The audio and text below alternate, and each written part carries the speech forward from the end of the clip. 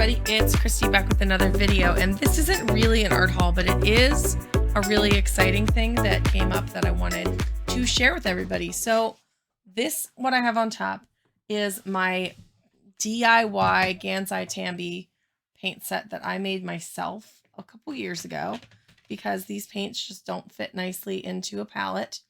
I still wish I used them more. This palette is still pretty big and clunky, and I just don't get them out as much as I would like.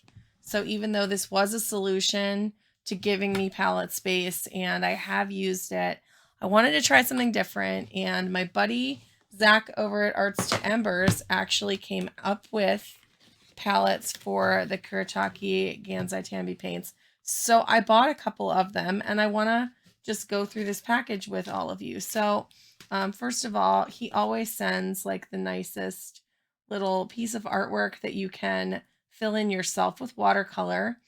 And he says, "Thank you so much for investing in our product. It really means the world to my family and I. Without you, there would be no us. Thank you. We hope you enjoy using your new supplies. Empowering Creatives, Zach." So he always writes me a nice note, and he always has these really cool products. So we've got one Kuretake palette here that will hold 18 paints, and I bought two because I don't think 18, I have more than 18 paints. So I'm going to kind of try to decide how I'm going to separate these. And then I also I got a little paint pan from him. It says no sample dot card. Occasionally I don't make enough. So he gave me a half pan. Let's see what it is. Which I feel like that's even better than a dot card, right? Because you get a whole half pan of paint. And does it say it's like a blue? It looks like a cobalt. It looks like a cobalt teal kind of color. I'm super excited to test that paint and play with it. So we'll just stick it back in here, and I will play with that another time. And then of course we have all of these fun little doodads here. But again, Zach always packs everything up so nice, and he always has such great products. So let's go ahead and just get into one of these and see how they're built. This is a brand new product from Arts to Embers. But it is a product that many of us have wanted, because as much as I love the Kuretake Gansai Tambi paints, I feel like the palette doesn't work for me, because I don't want a palette that is made of cardboard. I want a palette that is made of not cardboard. I want mixing space, and I want them to be able to be portable. So we've got always a nice swatch card that fits into the product. That's always been a design of the Arts to Embers palettes. And then everything is 3D printed. It's nice and white, so I can definitely have some fun with decorating that with stickers. And here it is. And so we've got the palette here. Feels like it sits pretty nicely on the table. And I noticed there was like a little notch here, and I think that is in order to make sure that it lays flat on the table. So I'm going to go ahead and start filling it with watercolor pans, and we will get to seeing which ones we're going to put where, and I'll come back when I get to that part of the video.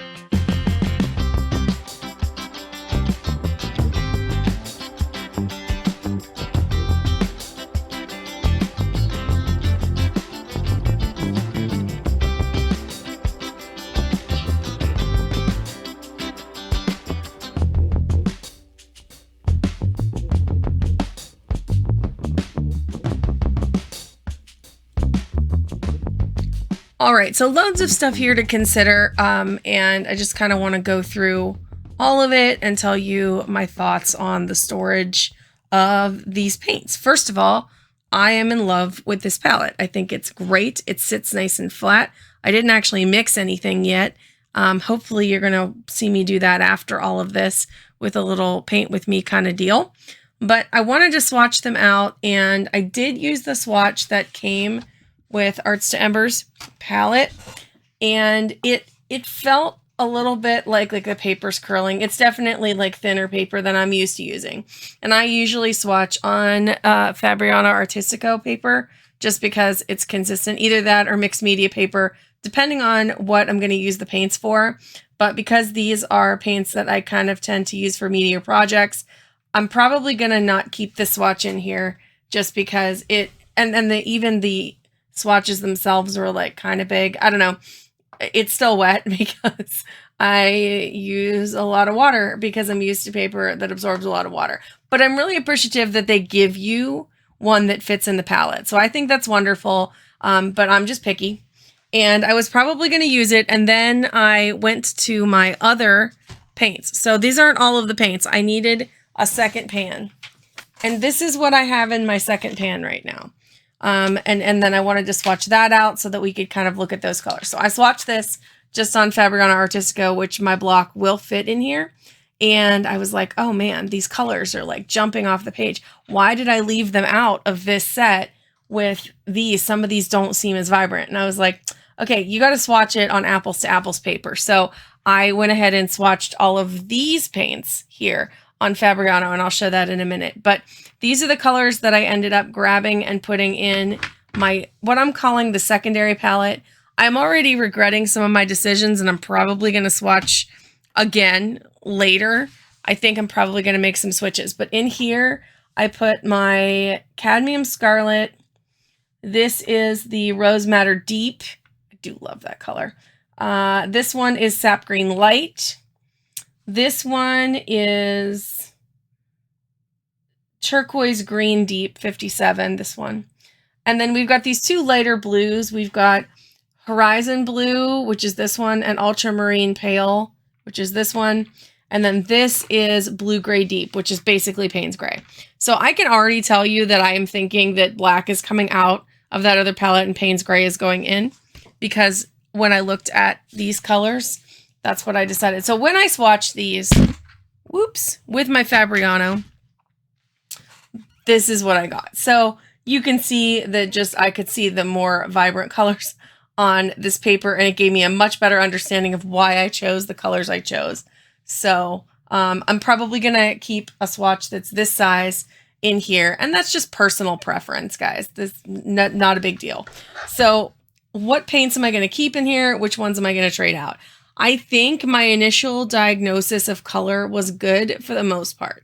I like everything that I chose. I was really worried about this color here that I chose, which, again, I got to go back to my names because I didn't name anything here yet. The maroon. But then here, it's so good. So I'm glad it's in there.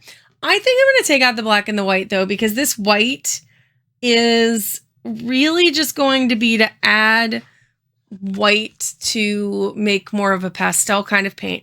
And I have the Art Nouveau set for Gansai Tambi, so I don't think I need this white pan in here. So I think I'm going to take the white and the black out, and I'm definitely going to take from this palette and add the indigo in and one of these other colors. I have to really sit down and think about which one I'm going to add. Part of me thinks I really want this deep magenta because it's kind of like a mauve in between. But then part of me is like, it's almost fall season, and maybe you need Cad Reds, what's it called? Cad Scarlet, because that feels like a really nice fall-y color, and it's kind of red-orange. So I don't know. I don't know which way I'm going to go with it. Maybe in the comments below, you can tell me what you think, or when I go ahead and I paint in a day or two, you will see what I decided. But overall, these are amazing storage palettes. So I just want to show you when you close it, nothing moves around. Give it a good shake just to show that. Absolutely everything is still in place. and nothing is glued down. You could hear in there that I don't have anything glued down yet because I haven't decided exactly where things are going to go, and I won't glue them down until I decide that. Once I do, I probably will glue them down. Maybe not. I'm not sure. But overall, I just really, really like this storage solution. And I was watching on Instagram the other day, and it seems like Zach has come up with a 24 pan option for this as well, which is so exciting because that will fit the Art Nouveau palette, and you can bet I'm going to buy it.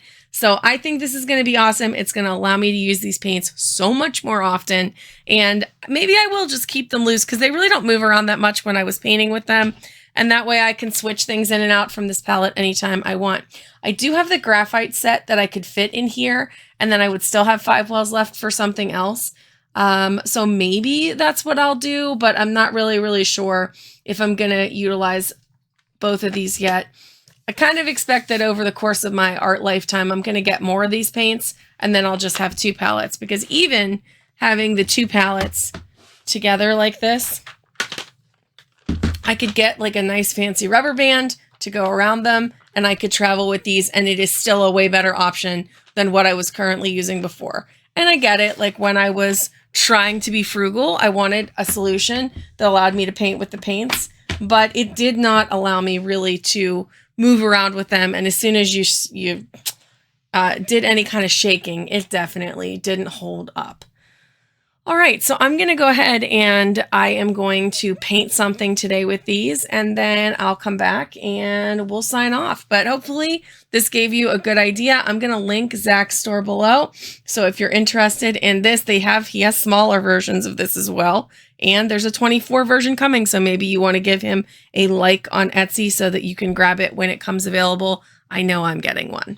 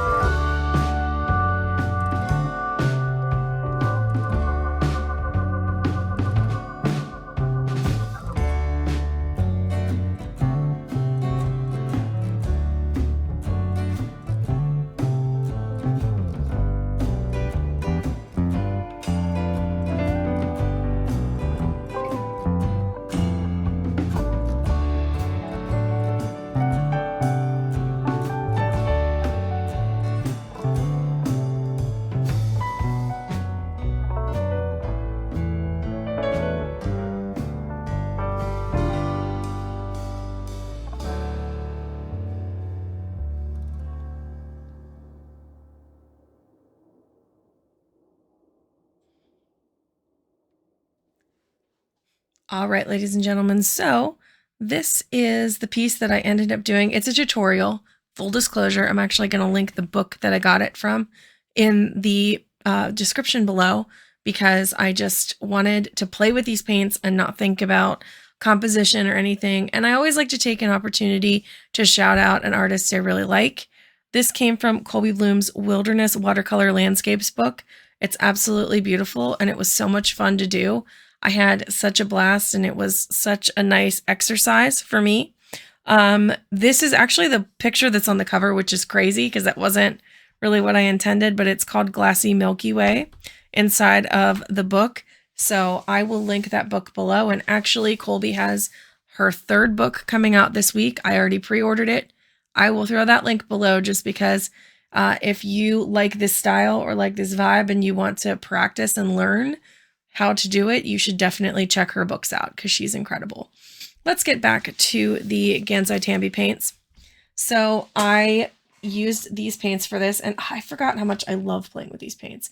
Like, just look how on watercolor paper they just bloom and they melt, and beautiful galaxy, and it was just not hard to do with these paints at all.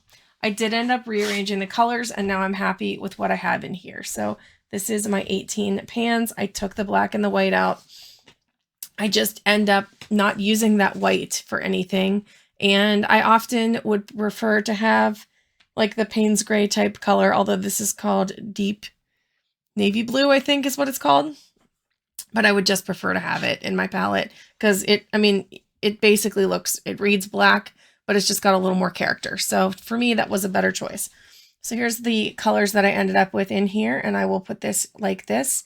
The numbers are there for you to pull.